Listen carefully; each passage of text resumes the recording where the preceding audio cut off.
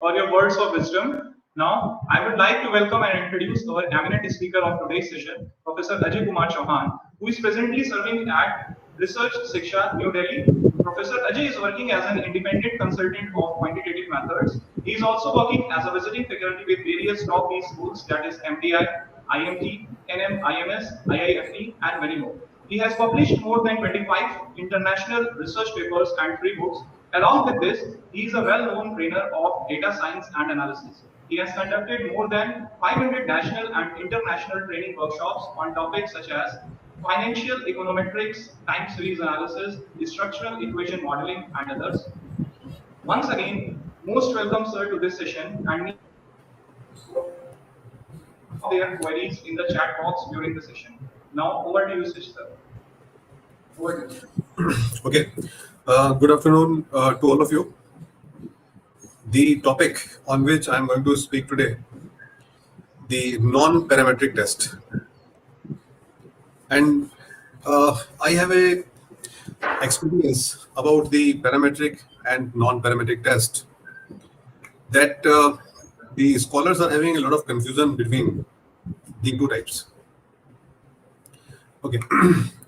So first of all, I want to tell you the meaning of parametric so that you can understand when it is non-parametric. There is a concept in research. This concept is known as statistical inference. The meaning of statistical inference is when you conducted a test on the sample and examine or do some hypothesis testing, and you are doing the hypothesis testing on the sample data. So I'm asking you a very simple question.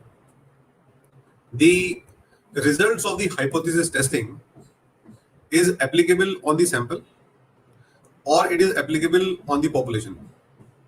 So what is the purpose of doing the hypothesis testing on a sample?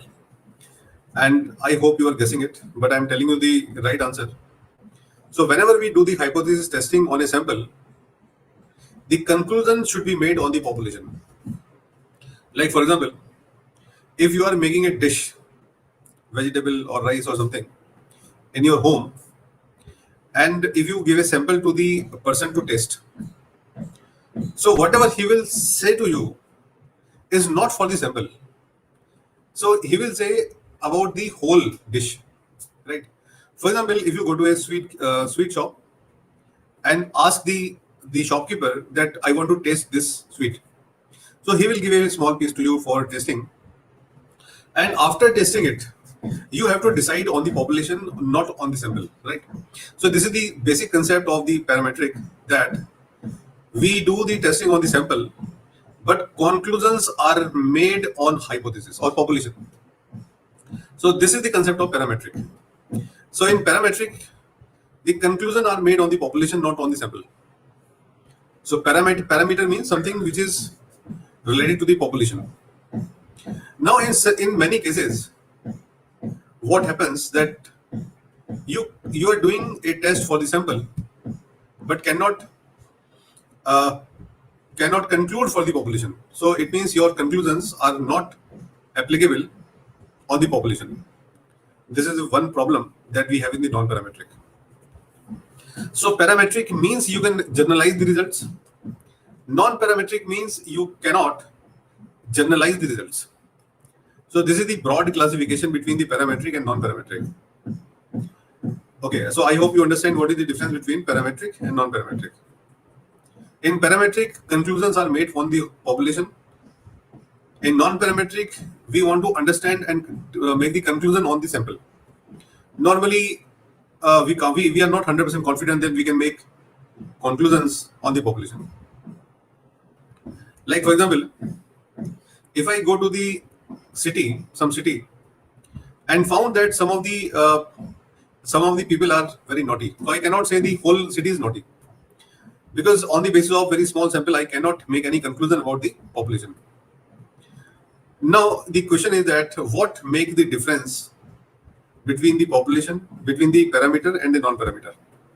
So how can we say that this study is parametric, this study is non-parametric? So first of all, I will tell you the 5 properties of a parametric test. You can apply the parametric test only when these 5 properties or features fulfill. So number 1, the first requirement of a parametric test is that your data should be very large so that the distribution is normal. So by first condition of a parametric test is the normal distribution. The variable, all the scale variables rather, you have in the data set must be normally distributed. Skewness and kurtosis should be less than 1. Skewness and kurtosis should be less than 1. So normally we test this condition whether the skewness and kurtosis are less than 1 or not. So this is the first condition. Second condition, if your you can apply the parametric test when so any 2 samples or any 2 groups within the data must have equal variance. This concept is known as equality of the variance or homogeneity of the variance. And the homogeneity of variance is examined with the help of Levene test. So we examine whether the two different samples are having equal variances or not. And one of the property that the variances of the sample is equal to the variance of the population. But because we don't have the variance of the population, so we can't check it. The only thing that we can check is that whether the 2 samples, 2 groups in the data set are having equal variance or not. And this test is known as Levene test, and we can do it in SPSS. Normally, when we compare 2 different groups or 3 different groups, like with the help of independent sample t-test or one-way ANOVA, we always check whether the samples are equal in variance or not. This is my second condition. The assumption number 3, that if you are going to apply any of the test, at least one variable should be scale variable. At least one variable should be a scale variable. If you have all category variables, you cannot apply parametric test. If you have only nominal variables and the ordinal variables, only nominal and ordinal variables, you cannot apply parametric test. So parametric test is applicable when the definition of applicable that concerns somebody, something, relevant to somebody, something. Hello? Yeah. So the condition number 3 is that you must have at least one scale variable to apply parametric test. The fourth condition, the condition number 4. The condition number 4 is that the sampling should be random, means the way you collect the sample should be random sampling. And the last is that the responses of different respondents should be independent. And if top 3 conditions are not fulfilled, in any of the top 3 conditions are not fulfilled, then you have to apply the non-parametric test. And now, in what circumstances we can apply? In what circumstances we can apply the non-parametric test? Number 1, when the data is not normally distributed.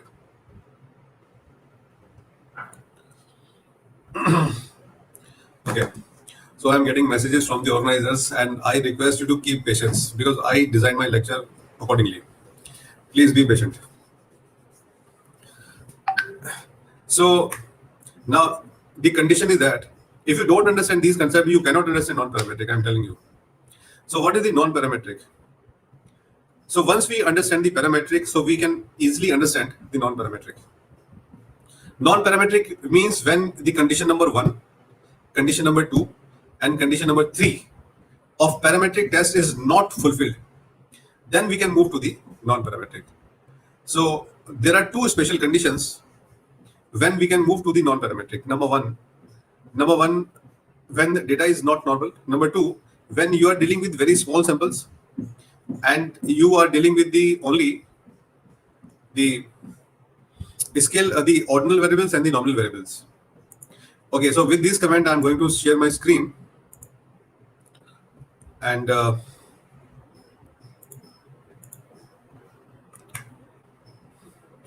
so somebody please tell whether you can see the screen or not.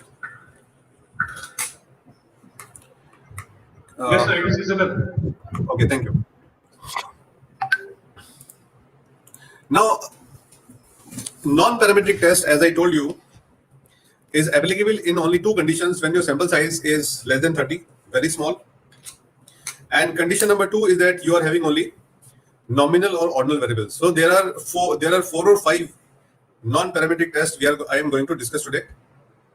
Number one, chi-square test, and let me show you I write the whole chapter on this topic. This is the chapter. I write a book. So this is the chapter number 9 of the book. So I am going to cover chi-square test, which is the king of non-parametric test. The chi-square test is known as king of non-parametric test. Then we have Wilcoxon rank sum test, Mann-Whitney test, Kruskal-Wallis test, and Friedman-ANOVA test. So these four tests I will discuss today in this session. So these are the most demanding tests. And why we are applying these four tests? Because the first three conditions are not fulfilled. So that's why we are moving to the non-parametric test. Okay. Now, first test is chi-square test. Let me explain the chi-square test. And so I have PPT for chi-square and different examples I will share with the dataset.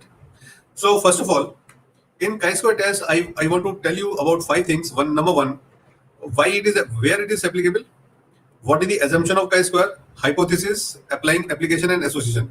Okay. So chi-square is the most popular non-parametric test, and we are applying the chi-square by analyzing the association between the nominal variables. So when we want to find out the association between the nominal variables, we use chi-square test, and the null hypothesis of chi-square test is always written in this format, that there is no association between nominal variable 1 and nominal variable 2. So nominal variable, if you remember, it is a category variable. So category variable 1 and category variable 2. And the chi-square is also applicable between the observed and expected frequencies. And the difference between the observed and expected frequencies gives you a logic that whether the association is possible or whether the association is not possible. And if any mismatch you found between the expected and the actual, then it means some association is possible. Some association is possible. For example, let me give you a very simple example. I give you a coin and ask you to toss at least, let's say 20 times. So I ask you to toss a coin at least 20 times. And after tossing the coin 20 times, I'm asking you how many head are appeared. How many times the head was appeared. Now, in this case, if I ask this question to any layman, what answer should come? And the answer is 10. If anybody toss a coin 20 times, so on an average, the head comes 10 times out of 20. Any layman can tell me this answer. Now, I'm asking you, if you toss a coin, how many times head was appeared, and you are saying that out of 20, 15 times head was appeared. Now, my question is that, so something problem with the coin. I feel there is a problem with the coin because I'm expecting only 10 heads and you are telling me 15. So it means your coin is biased. It gives more head rather than tail, right? So in this way, we compare the actual frequency, which is 15 in your case, and expected frequency, which is 10. So whenever I compare the expected and actual, so the difference is the logic of association between the two categories. Okay, like, so chi-square is having two assumptions. The chi-square test is having two assumptions. Number one, both the variables between which you are interested in finding out the relationship or association must have nominal in nature, must be nominal in nature. And every variable must have at least two different categories. For example, gender is having two different categories, male and female. So every category variable must have at least two subcategories, like marital status is having two categories, married and unmarried. And in each subcategory, So there must be minimum frequency of 5. For example, if you make a 2 by 2 contingency table, I will tell you that what is contingency table. The expected frequencies in each case should be greater than 5. This 5 is the minimum expected number in the table. So I will tell you that what is this contingency table and what is the meaning of this 5. And whenever we apply the chi-square test, we have to design a cross tabulation first. And in the cross tabulation, we have to find out that what is the frequency of different subcategories. And on the basis of my cross tabulation, I calculated the actual frequency and the expected frequencies. Let me show you this part first in the SPSS so that we can relate with the meaning of it.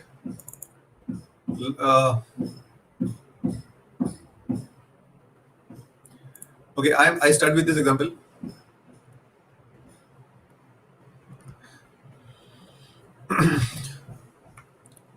So I will tell you step by step how we can perform the chi-square test in SPSS.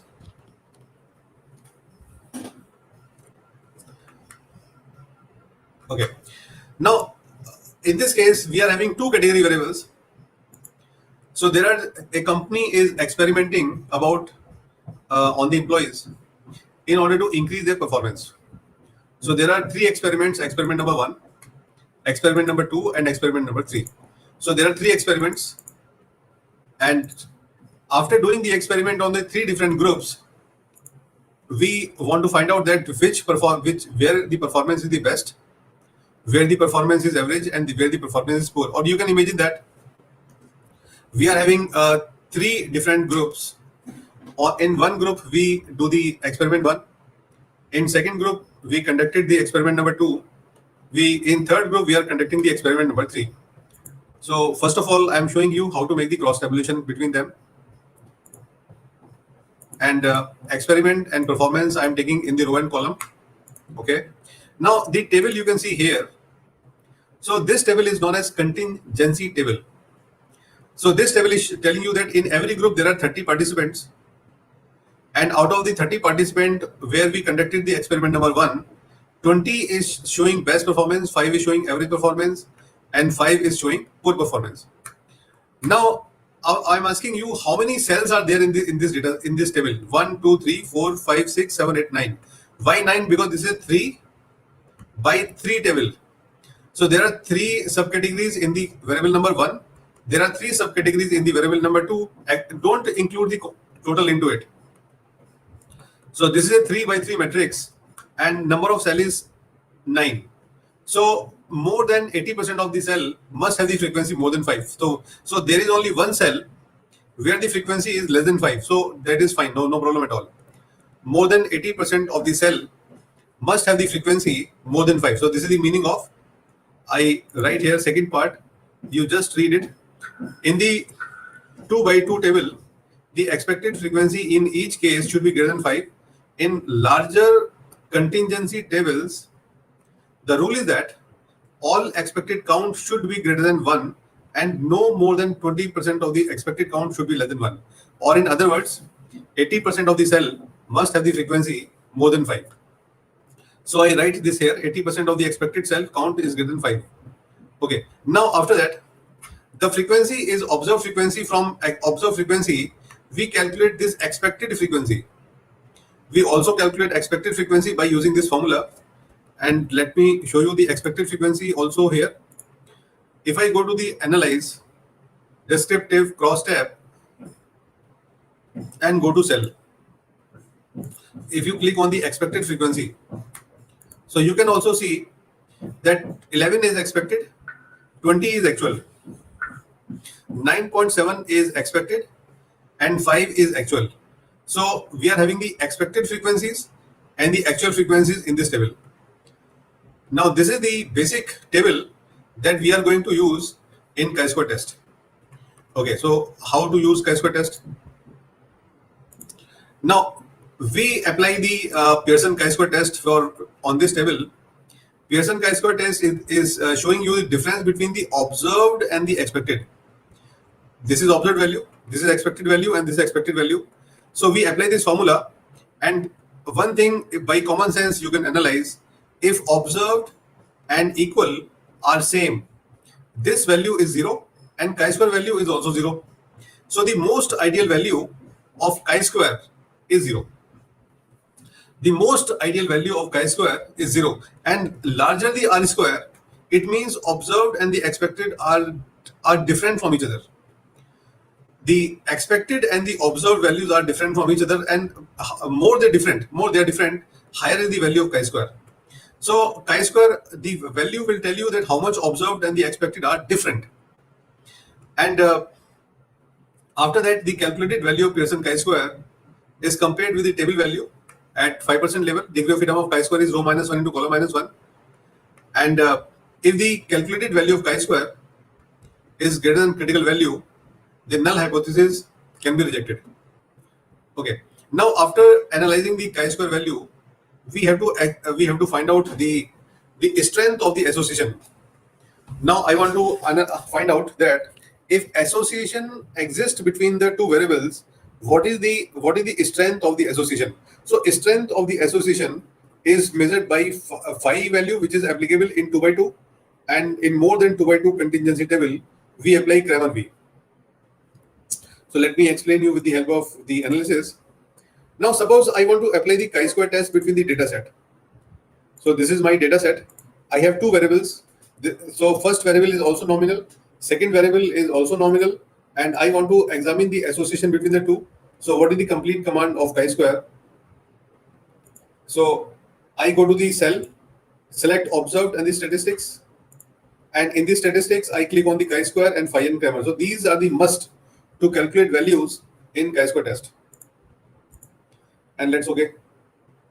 So when the output comes, first of all, you have to check what is the Pearson chi-square value and its p-value. What is the p-value of chi-square? So first of all, check the value of chi-square, check the value of Pearson chi-square, and if the Pearson chi-square value is less than 0.05, it means there exists significant association between the two categories. So I repeat, if p-value of chi-square is less than 5% significant level, it means the two variables are significantly associated. Now we concluded one thing, that the chi-square is found to be significant, the variables have significant association. So once we find out that, now the second question is that whether the association is moderate, whether the association is weak, or whether the association is strong. So we have three options: strong association, moderate association, or the weak association. So normally we divide into two categories. We can't say it is a weak association, because if association is significant, it can't be weak. So either it will be moderate or it will be strong. Now we have to find out the Cramer value. If Cramer value, listen carefully, we don't check phi value in, I have not seen phi value much in use. We always prefer to quote the Cramer V. Cramer V measures the strength of the association, and if it is more than 0.5, then we can say the association is strong. If Cramer V is less than 0.5, we can say the association is moderately strong. And if it is insignificant, then we can say there is no association.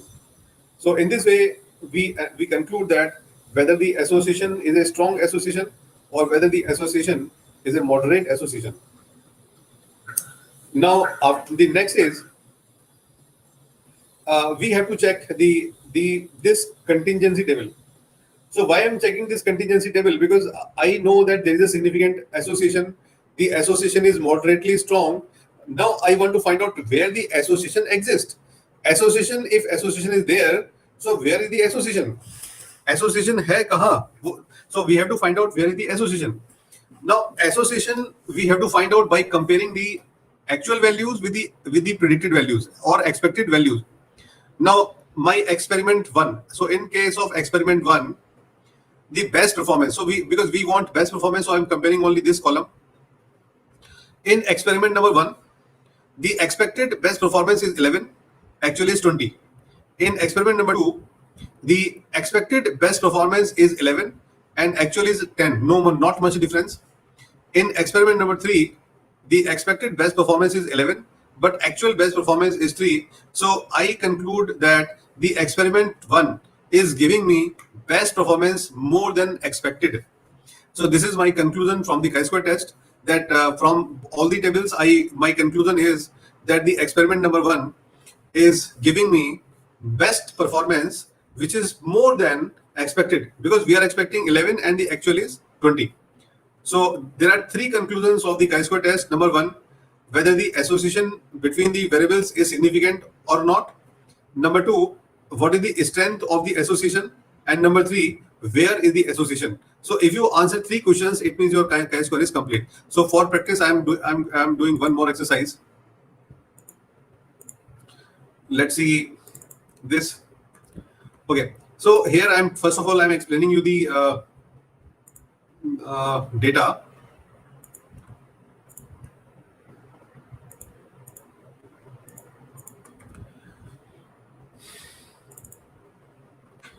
Now this is a easy example. So the example is that the employees of a company are divided into 2 groups. First group is sending to the health camp for attending the lectures. The second group is sent to listen the awareness lecture. So we are having 2 groups. One group is sent to attend the health camps, and the second group is sent to listening the lectures. Okay. Now after 1 month, the company asks that, do you feel any improvement in your health? 0 if yes, 1 means no. Now I want to know, is there any association between the type of treatment and the improvement of the employees? So I am interested in finding out the association between the 2 variables.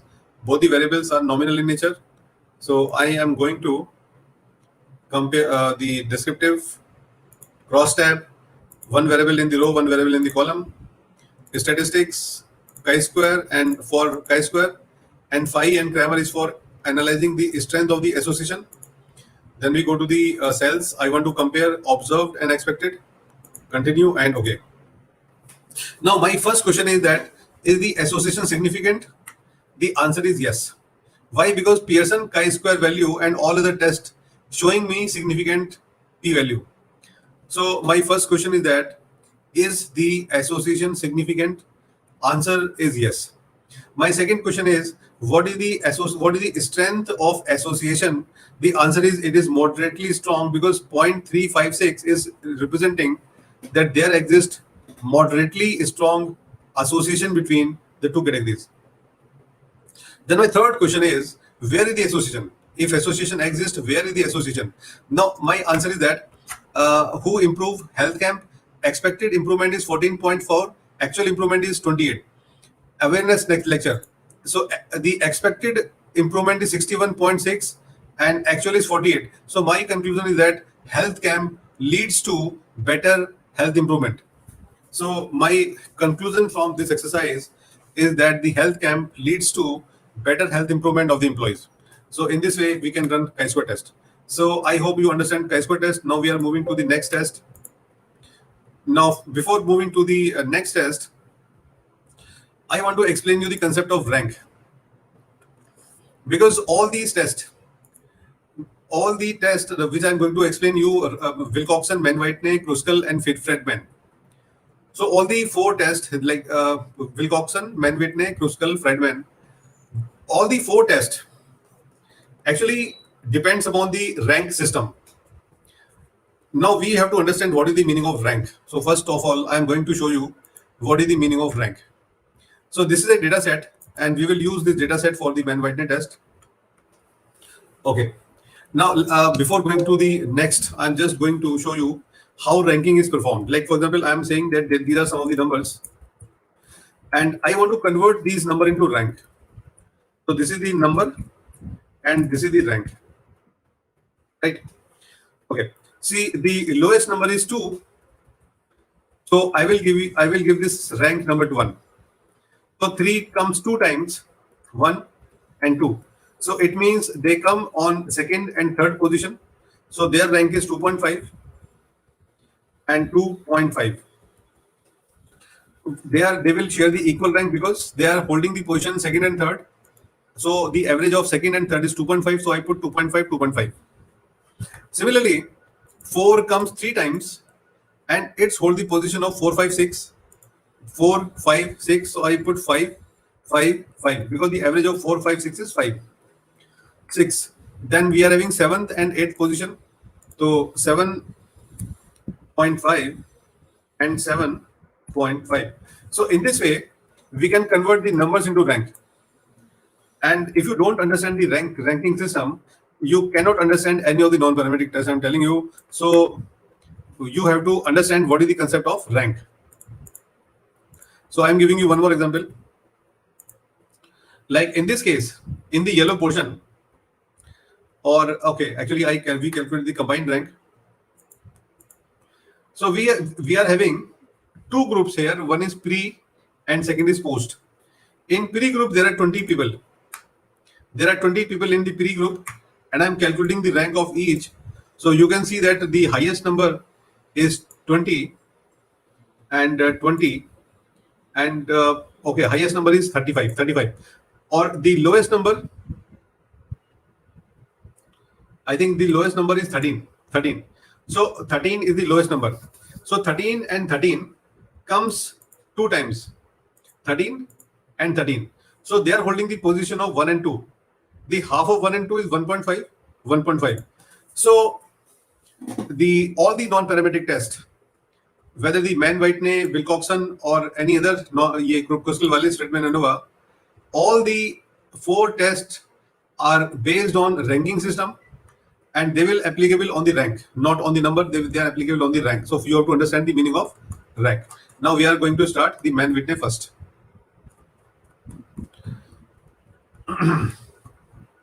So first of all, I am going to explain you the concept of Mann-Whitney. Now, what is there are 4 tests, and all the 4 tests are the inferior substitutes of parametric test. Like Mann-Whitney is the inferior substitute of independent sample t-test. Mann-Whitney is the Wilcoxon test is the substitute of paired sample t-test. Kruskal-Wallis is the substitute of repeated sample one-way ANOVA, and Friedman test is the substitute of one-way ANOVA. So all the 4 tests are basically the substitutes of different tests. So first of all, I am going to explain a Mann-Whitney test.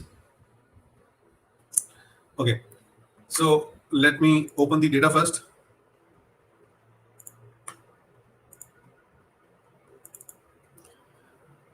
So there are many Mann-Whitney tests. Okay, let me try this.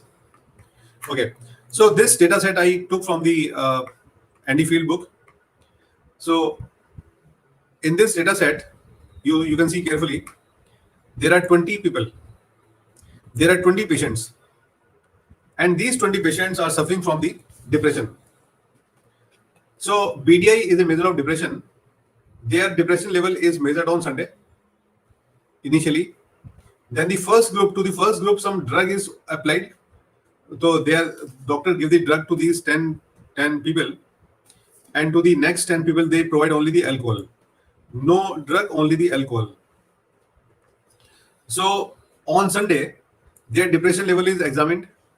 After that, doctor provided them the drug and the alcohol, and after 3 days, their depression level is also measured.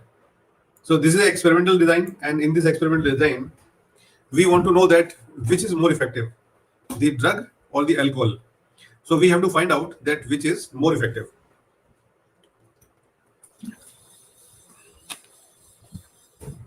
Okay, now I am telling you the mechanism of this example. So first of all, I am going to the, I am taking this data, and let me open the Excel file. Because if you don't understand this mechanism, understanding the non-parametric test is just impossible. So this is my data set. And so the first group to whom doctor provide drug, I am covering with the yellow. And the other category to whom the doctor is providing the alcohol, I am shading with a different other color, this. So this is our data set. Now the question is that how to apply the Mann-Whiteley test on this data set. So I am explaining you the concept. Okay. So the first is I am calculating the rank. This is Sunday, depression level of Sunday, and this is the depression level on Wednesday. So I am calculating the rank on Sunday. And after that, I will calculate the rank on Wednesday. Okay, so how to calculate the rank? This is the treatment or experiment EXPT. Let me write EXPT, and this is my serial number. Now, how it is easy to find out the rank, and I'm telling you, I just sort these values in ascending order, smallest to largest. Okay, now I arrange this data into ascending order, so that I can give the rank very quickly. 13, it means 1.5 and 1.5. So the position is exactly 1, 1 and 2.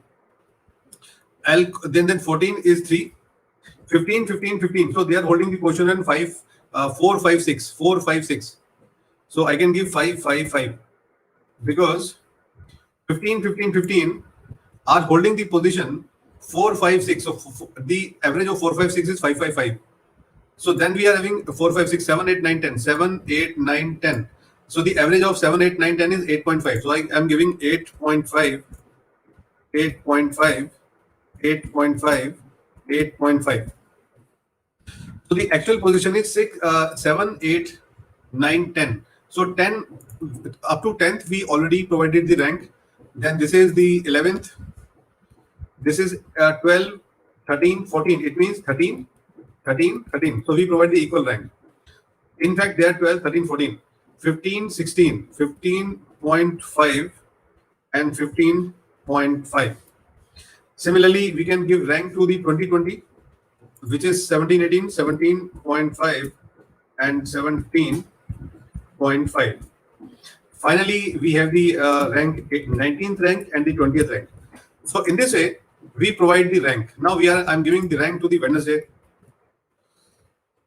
First of all, arrange into the smallest to the highest. Now you can see how I am providing the rank. First, 2, 3, 4, 3.5, 3.5, 3, 4, 5, 6, 7, 8, 9, 10, 11, 12, 13, 14, 15. Okay, now we are having 16, 17, 18 have the same rank. So 17, 17 and 17. And this is 19 and 20, 19 and 20. So this is as easy to provide the ranks. Now I arrange all the data set in previous order. Okay, now we arrive in the beginning. So we have this data set. This is my yellow color. Okay, now I am calculating what? See this clearly. So I am calculating the mean rank of group 1 on Sunday. Similarly, mean rank of group number 2 on Sunday. So what is the mean? So I'm calculating the average. If I take the average of this part only, you can see. So this is the average of the rank of the group number 1 on Sunday. Similarly, if I take the average of this, so I am calculating the average of the mean rank of group number 2 on Sunday. So this is mean rank on Sunday. So let me remove this. I just calculate the mean rank of group number 1, mean rank of group number 2, and now I am calculating the mean rank on Wednesday.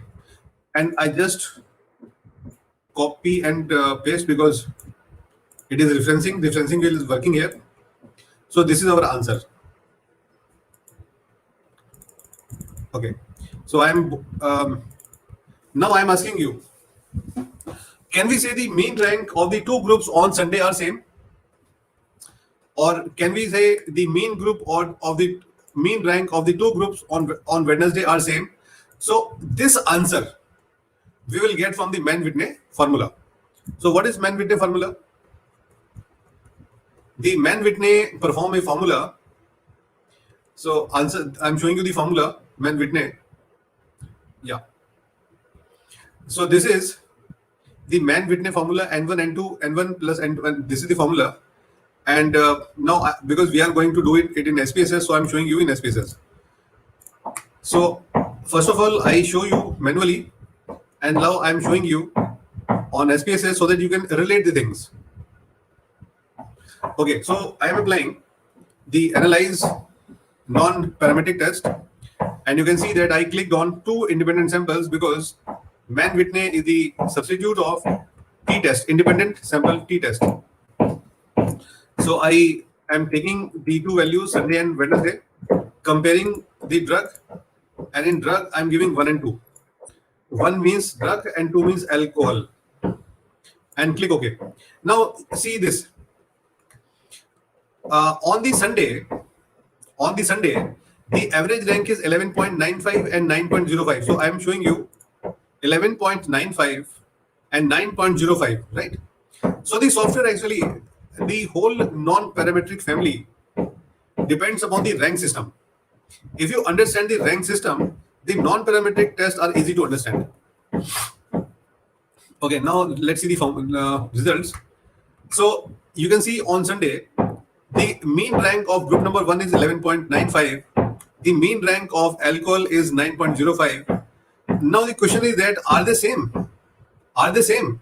So Sunday I have to check the p value and z value. So this value I have to check. Now z value say it is minus 1.105 and p value is 0.269. So you know that whenever the p value is more than 0.05, we can accept the null hypothesis that there is no difference. So my conclusion is that on Sunday, the depression level of both the groups are equal. So now my conclusion is that on Sunday, both the groups are equally depressed. Now my next question is, so what happens on the Wednesday? So in the Wednesday, the mean rank of first group is 15. So the group which we provided the drug is having the mean rank of 15.1, and the mean rank of the second group is 5.9. So now we can find out the difference. Now the software say that the mean rank of the drug group is 15.1 and the alcohol group is 5.9. It means alcohol is more effective than drug in reducing the depression. Now another question is that is the difference significant? Is this difference significant? Answer is yes. Why yes? Because p value is found to be significant. So you can see the probability value is found to be significant. It means the alcohol. Now what is my conclusion? Conclusion is that the alcohol is more effective in reducing the depression, but don't take it seriously because this example is only given in the book. It is not published in any research paper. So, but according to the data set, because the data set I downloaded from the world most famous book on SPSS, Andy Field. So according to the data, the alcohol is more effective in reducing the depression. Okay, I hope you got a sense. Now I'm telling you one more example because for each test I will conduct two examples. Let me check for this experiment.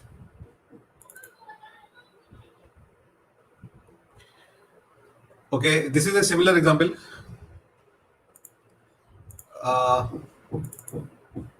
Okay, now let's see this. This is also an experimental design, and in this example, you are having two samples, and both the groups are having only 10 people. Sample size is very small, so whenever we are having sample size less than 30, we can't apply parametric test. And we are moving to the non-parametric test due to the small size of the samples. And we are having two groups. In first group, we are not doing any experiment. In the second group, we are doing the experiment. And so first we conducted the performance before the training, before providing you the experiment. And after the experiment, we again measure their post performance. So why we do pre-performance? To check whether they are same or not. And why we measure post-performance? Because we want to check whether the experiment is significant in improving the performance or not. So now I go to the non-parametric test, and this is one sample t-test, two independent sample test. Pre-performance goes here, post-performance, experiment comes here. In experiment, we assign 1 and 2 because we always assign 1 and 2 to the groups. And okay. Now, if you check the pre-performance, the p-value is more than 0.05. Significance two-tailed. This is 0.195. It is more than 0.05. So we can say there is no difference. It means initially because both the groups are equal. And what happens after giving the experiment? So after the experiment, this p-value, you can see it is significant, and the experiment group is having the more rank. So the mean rank of the experimental group is higher. So we can say the experiment is highly significant in giving you the performance or increasing the performance of the employees. So this is the two examples of Mann-Whitney test. So I hope the Mann-Whitney is clear. So what is Mann-Whitney? Mann-Whitney is the inferior substitute of conducting the independent sample t-test.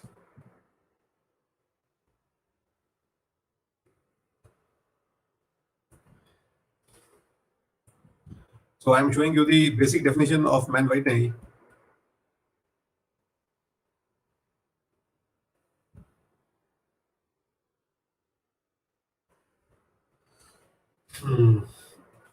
Okay, so I am.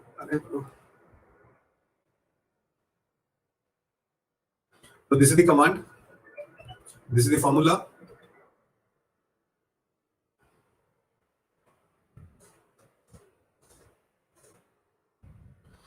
Okay, so Mann-Whitney starts from here. So you have to see only this thing. When we want to test difference between two conditions and different participants, we have two choices. Mann-Whitney is the first choice, and Wilcoxon is the second choice. Now I'm coming to the Wilcoxon test. So point number 1. This is the Wilcoxon test. You have to write down this command, this line. The Wilcoxon test is the inferior substitute of paired sample t-test. Wilcoxon test is the substitute of paired sample t-test. And what is paired sample t-test? When your groups are same, when your participants are same, and data is collected at two different point of time, like before advertisement, after advertisement, before training program, after training program. So there are two different time periods when the data is collected, but data is collected from the same participants. Like for example, if a faculty teaches a class of MBA students, so there are two feedbacks. Number 1, mid-session feedback and post-session feedback. Mid-session feedback means after completing 50% of the sessions, you took a feedback, and you took another feedback after completing the course. So we want to check whether the mid-session feedback is equal to the post-session feedback, and in this case, we are taking the feedback for the same faculty and from the same set of students. So then we can apply the Wilcoxon test. Let me show you. Okay, so there are 20 students in a class, and you can see that 20 student is same in feedback 1 and feedback 2. So this is feedback for faculty A and this is feedback for faculty B. You can understand like this. Let me write here. This is the feedback of X subject, and this is the feedback of Y subject. So there are two subjects, and the students are same in both the subjects, and they are providing the feedback for X as well as Y, and we want to know whether the feedback of X subject is equal to the feedback of Y subject or not. So what is important in this case? Important is that the group who is providing you the feedback is same. Right. So this is another example of paired sample t-test because we are having the pair. So there are two type of pair, pre and post, and the also two different feedbacks. So let me apply the Wilcoxon test to it. Now you can see that I'm clicking on two related samples. Okay. So the pair is feedback X and feedback Y. It is a pair. Applying Wilcoxon test. Just click OK. Now the software is saying that Wilcoxon is saying that the average rank of the feedback Y and feedback X is 5.5 and 11.75. So we compare with the help of rank. Now in this case, actually the software do one thing. The software calculate the difference between X and Y. You can see that there's a difference between feedback X minus feedback Y, and after that we rank them. So it is found that 4 ranks are negative and 16 ranks are positive. So in 16 times the feedback of Y is greater than X, and 4 times the feedback of Y is less than X. So we can say that the positive ranks are more than the negative ranks. If they're equal, it means there is no difference. But if the number of positive ranks is significantly different from the number of negative ranks, then we can say the relationship could be there. Now, what relationship is found significant? You can see that it is a significant. 0.002 means less than 5% level of significance. So it means the feedback of Y is significantly higher than the feedback of X. So this is the conclusion we can conclude. So the conclusion is that the feedback of Y is more than the feedback of X. Why? Because the number of positive ranks are higher. Okay, let me show you one more example. So I am taking the example of in the paired sample t-test. So this is also a paired sample t-test, and I'm saving in the Wilcoxon file. The reason is that wherever you can apply paired sample t-test, you can also apply the Wilcoxon test. Now in this case, we are having 20 people, 20 women. Actually, these are the 20 women, and the data is collected from them. That what is the life quality before joining the self-help group, and what is the life quality after joining the self-help group. Now we want to check whether the joining the self-help group increases the life quality or not. So whether after joining the self-help group, the quality of women increases or not.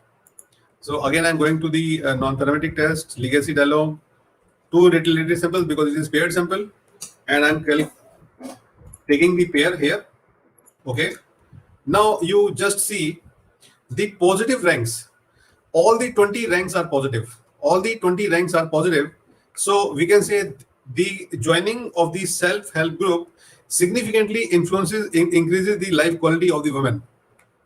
The conclusion is very clear because all the ranks are positive. And let me show you one thing. If I convert any rank, for example, if I am making it 76 and it is 58, so after that 58 minus 76 will be negative, and you will see different result.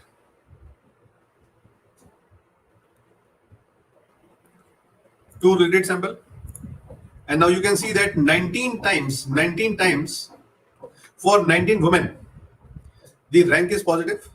For one woman the rank is negative, but it is significant. But because the p-value is significant, it means we can say joining the self-help group will have a significant effect on the life quality of a woman. So this is the inferior substitute.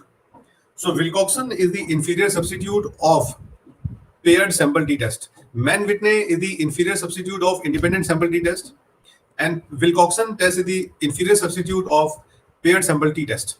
So now I hope you understand what is the difference between Mann-Whitney and the Wilcoxon.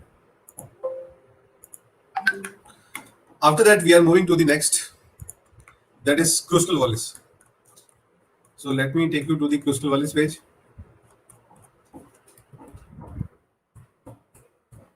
Yeah, the third test we are going to perform the third non-parametric test. Thirdly, fourth. This is the fourth non-parametric test we are going to perform today, and it is the alternative of one-way ANOVA, one-way independent ANOVA. One-way independent ANOVA means all the groups are independent and they are different. So Kruskal-Wallis is another useful non-parametric test. It is used to test the difference between more than two independent samples. The test is an alternative to one-way ANOVA if the assumptions of parametric tests are validated. The Kruskal-Wallis test is based on the rank. Okay, this is the formula. Now I'm showing you two examples of conducting the Kruskal-Wallis. So first thing you need to understand is that the Kruskal-Wallis is the inferior substitute of one-way ANOVA test. Okay. So let me show you one example. Yeah. So we are having two variables here. Okay. And so this is just the income. So 1 means less than 5 lakh per annum. 2 means 5 to 10 lakh per annum. 3 means 10 to 15 lakhs per annum. So the income variable is actually nominal. It is a category variable. And the second variable is the scale. That how many times they consulted the doctor in a month. How many times they consulted the doctor in a month. So we want to check the one-way ANOVA between income group and consulted group. For example, if I calculate the ANOVA test, it is a non-parametric test, but I'm just showing you the method and want to check whether it is significant. Okay, now because one of the assumption of one-way ANOVA is homogeneity of variance test. You can see that homogeneity of variance test, and I calculated the homogeneity of variance test, and you can see that all these are significant. All these significant values show p-value less than 0.05. It means my assumption of parametric test is violated. So when the assumption of parametric test is violated, I have to go for non-parametric test. So now I decided to go to the non-parametric test. So this is the condition for applying Kruskal-Wallis test, that I have k groups, all the groups are independent, all the groups are different, and I want to check in this case who consulted doctor more. Are they different with respect to their income group? Income group comes here. So we are having 5 groups.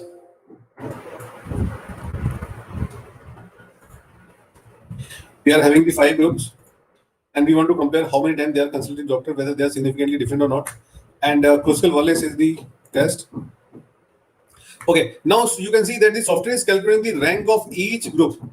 The software calculated the rank of each group, and the rank of more than 20 lakhs per annum is highest. The average rank of this person or the persons, the respondent having income more than 20 lakhs per annum is highest. So it means the p-value is found to be highest. So we can say that anybody whose income is more than 20 lakhs, they consulted the doctor maximum, followed by the people who belong to 15 to 20 lakh per annum. And after that, all 3 are equal. After that, all 3 are equal. So we have two significantly different concepts here. So anybody who is having income more than 20 lakhs will consult doctor more than others. So this is the answer of Kruskal-Wallis test.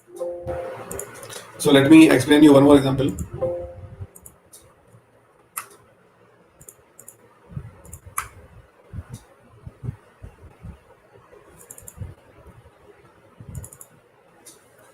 Okay. Now we divided the customer into 4 categories. Those who don't eat soya meal in the week. This is the first group, and these first group indicate the people, the patients or the respondent who don't eat soya meal.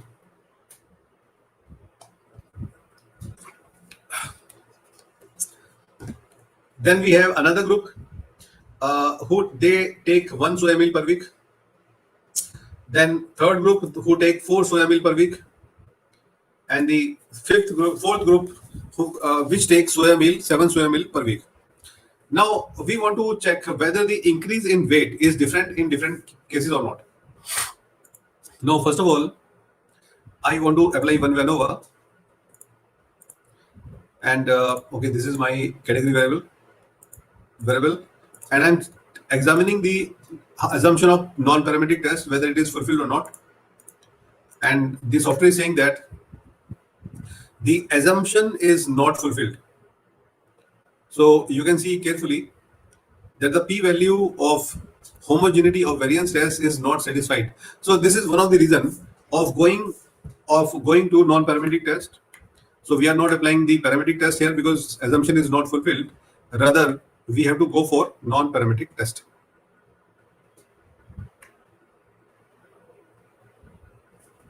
So this is the command for Kruskal-Wallis test, and number of soya is the group, and how many group we are having? 4. And we want to compare the increase in weight. Okay. Now you can see that the answer is 46, 44, 44, 27. So this group which have 7 soya meal per week don't have much increase in the weight. And now I have to check the p-value. The p-value is found to be 0.034. Kruskal-Wallis is 8.65. So my conclusion is that the families who eat 7 soya meal per week, they have less or the significantly less increase in weight. So they have the less increase in weight as compared to others. So in this case, in this way we can apply the Kruskal-Wallis test. Okay. Now let's move to the one more example.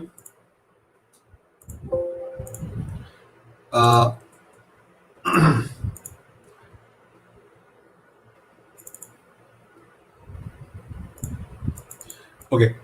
So we have the data of the publications in a year from the last 3 years. Normally, you know that in the universities there is a performance appraisal, and the professors were asked that how many publications you have in the last 3 years. So we have assistant professor, associate professor, and the professor, and we have the data of their publication in the last 3 years, and we want to check whether the publications is equal or not. So I directly go to the non-parametric test, legacy dialogues, and K independent samples. Publication, go to the test value. Designation, go to the grouping value, and we know that there are 3 groups in the data set. So after assigning 3 groups in the data set, now I am applying Kruskal-Wallis test. Okay. So you can see that the rank of the professor is the least, the rank of the associate professor is the middle, and the rank of the assistant professor is the highest. So higher the rank, higher the publication. So we can say that the assistant professor have the significantly higher publication as compared to the professor. So this way, and it is significant. The difference is found to be significant. So in this way, we can apply the Kruskal-Wallis test. Now we are moving to the last example or last case of non-parametric test, that is known as the Friedman-ANOVA test. So the fourth non-parametric test is known as Friedman-ANOVA test. This is also the substitute of ANOVA test. Now, and which ANOVA? Because we have seen that the Kruskal-Wallis is also the substitute of ANOVA test. But Friedman is the substitute of related sample or repeated sample ANOVA test, where you are collecting the data from the same respondent but more than 2 times. This data is known as repeated sample data set. Right? So we can Friedman-ANOVA is an alternative to one-way ANOVA with repeated measures. Okay. So this is the formula of Friedman-ANOVA. This is the null hypothesis, and we are going to the example.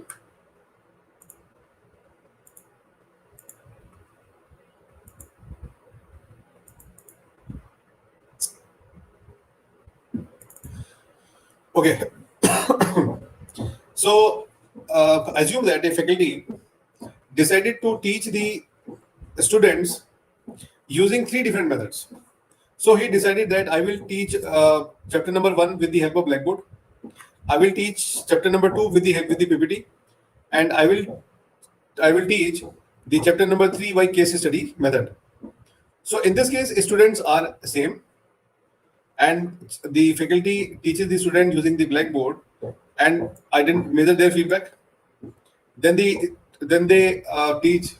Then the faculty taught next chapter with the PPT, and feedback is measured. And after that, he decided to teach one of the chapter with the help of case study, and this is the feedback. Now he want to know that whether all the teaching methods are equally effective or not. So can we say all the teaching methods are equally effective or not? So for that we want to apply. And why we are moving to the non-parametric? Because sample size in each group is small. And when we apply the one-way ANOVA test, okay, ANOVA, so we can't apply one-way ANOVA on this sample. So we have to arrange the sample another way. So I'm going to the non-parametric test, and it is K-related sample. So you can see that we are having the majorly 4 options in the data set. 2 independent, K-independent, 2 related, K-related. So we are moving to the last K-related. And we send all the methods to the test variable. And you can see the test variable here. Friedman is checked. Okay. And the software is telling you the rank of the case study is 3. Rank of the PPT is 1.17. Rank of the blackboard is 1.83. And the difference is found to be significant. So the conclusion is that case study is more effective because it is having the high rank. And case study of the blackboard is second, and PPT the third. So PPT the most boring method of teaching as compared to case study method, and the case study method is highly effective as compared to other 2 methods, which is shown by the p-value of 0.000. Okay, so in this way we can apply the Friedman ANOVA. Now hypothesis is that there is no difference, and p-value saying that there is a significant difference. So let me show you one more example.